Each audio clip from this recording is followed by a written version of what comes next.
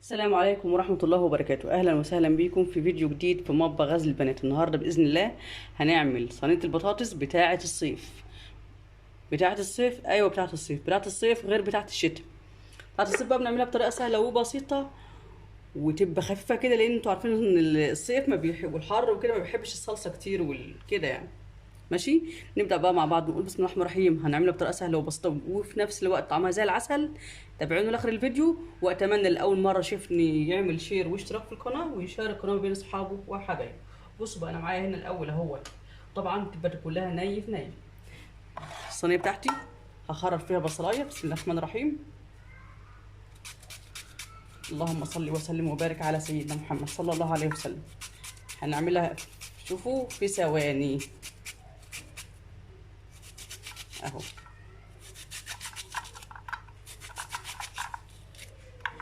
نعملها ان شاء الله على طول وندخلها الفرن، وعلى ما تستوي في الفرن نكون احنا عملنا شويه الرز. وده اسرع غدا ممكن تعمليه، ما توقفيش في المطبخ كتير، وفي نفس الوقت الاكله تطلع معاكي طعمها زي العسل. الف هنا وشفا اللي هياكله. ادي البصلايه اهيت، حط عليها رشه فلفل اسود. وعلى فكره مش لازم تكون التوابل كتيره على الاكل عشان يبقى طعمه حلو، ممكن حاجات بسيطه وتلاقي الاكله معاك طعمها زي العسل. انا ما بحطش توابل كتير لان يعني بحط حاجات بسيطه، والاكل الف هنا وشفا يعني بيطلع طعمه حلو. فانا ما بحبش يعني ايه نظام ان الواحد بدل حاجه معاك طلع حلوه هتغير فيها ليه وتزودي بهارات ليه، وهي باقل حاجه بتطلع جميله الف هنا وشفا.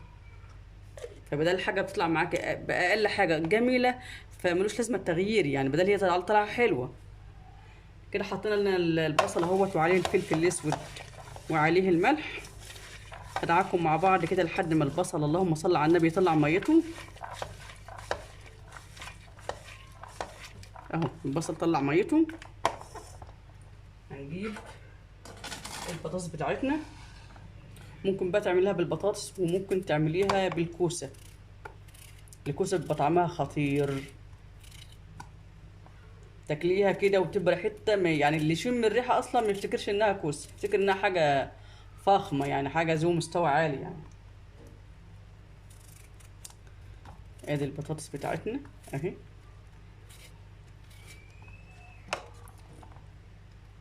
ما تنسوش بقى، انا عايزه كل اللي يشوف الفيديو يعمل يحط كومنت جميل كده من ايديكم ولايك كده للفيديو عشان يوصل لاكبر عدد من الناس. يا جماعه صينيه البطاطس بتاعه الصيف بنعملها طريقه سهله وبسيطه، لان انتوا زي ما انتوا عارفين ان الصيف والحر ما بيحبش الصلصه ولا الطماطم كتير اهو. وفي نفس الوقت برضه مش عاوزين نقف كتير في المطبخ، فعاوزين الحاجه تبقى ايه يعني متاخدش وقت اهو. ادي البطاطس بتاعتنا.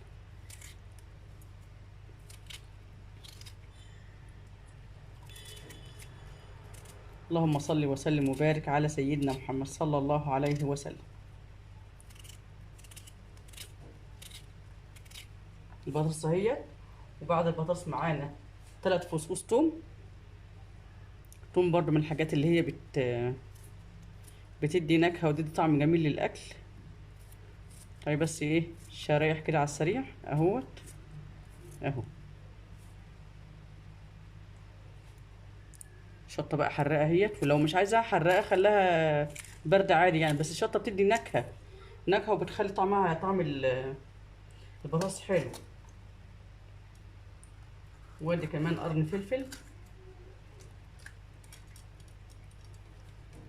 اهوت اهو. والطماطم بتاعتنا بقى مش هنعملها عصير، احنا هنبشرها 3 حبات طماطم اهو. بصوا حاجه يعني مفيش اسهل من كده. ما اقولكوش بقى على الطعم بقى ولا ريحتها في الفرن بتبقى ايه مفحفحه، وشوفوا ماليه الشقه بحالها وتجيب لاخر الشارع. ولو عاملاها بقى في طاجن اللي هي الفخار ده بيبقى لها طعم تاني خالص. طواجن الفخار دي بتحلي الاكل يعني، حتى الاكله حلوه ماشي وكل حاجه بس بتزيد حلاوتها. اهي.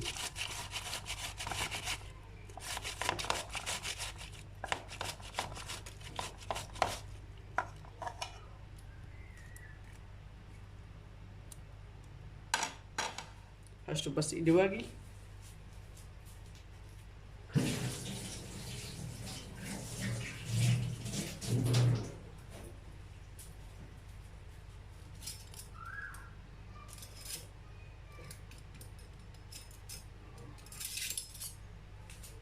نقلب بقى ده كله كده مع بعضه اهو.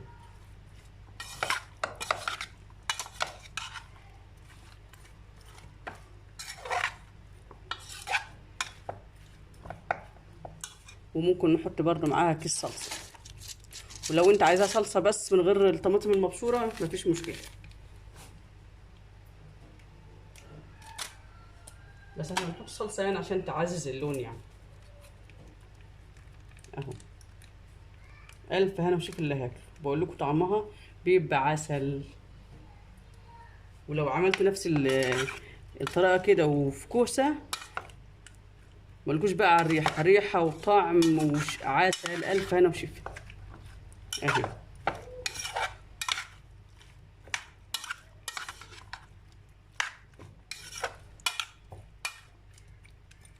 ظبطها بقى كده في الصينيه، وهجيب الفراخ بتاعتي. انا الفراخ بقى هحطها على الوش عشان لما الصينيه باذن الله تستوي نبقى نكشفها وندي للفراخ وش حلو في الفرن يعني. نجيب بقى الفراخ بقى متبلينها من قبلها بقى ببصل وبهارات وفلفل وشطه حمرا. نحطها بس على الوش زي ما قلت لكم كده اهيت.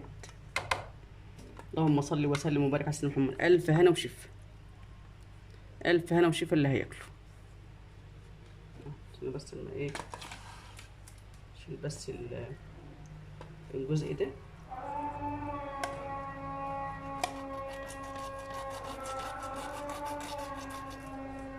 الله اكبر الله اعظم.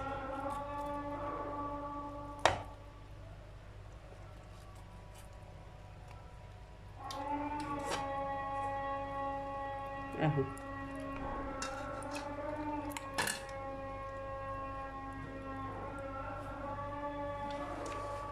البطاطس بقى زي ما انتوا عارفين بقى ما بتنزلش ميه، فاحنا ايه نحط لها بس ايه نص كوبايه كده.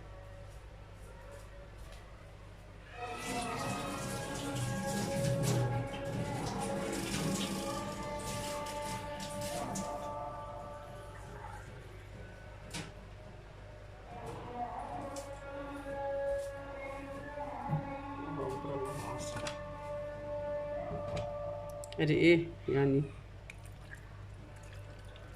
نص بس كوبايه كده، وسن الزيت صغيره بقى لان كده كده يعني الفراخ فيها دهون. ممكن ما تحطيش زيت خالص، كفايه كده لان هي كده كده زي ما بقول لكم الفراخ فيها الدهون بتاعتها. هغطيها بقى بورق فويل واحطها في الفرن. هتبص عليها امتى؟ بعد ساعه الا ربع. تبص عليها نشوف البطاطس استوت، نشيل الفويل من على الوش. بصوا هجيب الفول احطه معاكم دلوقتي، استنى. ده بقى معانا بقى ورق الفول اهوت. المفروض انك تحط ورقه زبده الاول وبعد كده ورقه الفويل، بس انا عشان ما عنديش زبده فانا هحط فويل على طول. ورق الفول بقى بنحطه ازاي؟ طبعا الطبقه اللي هي بتلمع دي بتبقى ناحيه فوق، والناحيه اللي هي المطفيه دي بتبقى ناحيه الاكل اللي انت حطاه. بتقيس الاول كده على الصينيه قبل ما تقطع الورق. شوف الصينيه تاخد ورقه قد ايه يعني، بحيث انها تبقى مغطيه الصينيه والاتنين كده مثلا كويسه. هي هنقطع بقى على كده بايديك كده عادي، ما بيجي سهل يعني اهو. ادي الورقه اهي. كده ايه بقى توسطناها كده على الصينيه عشان تبقى مغطيه الصينيه بحالها كده اهي. وبعدين تبتدي بقى ايه كده نعملها كده بقى من الجناب تاكليها يعني كده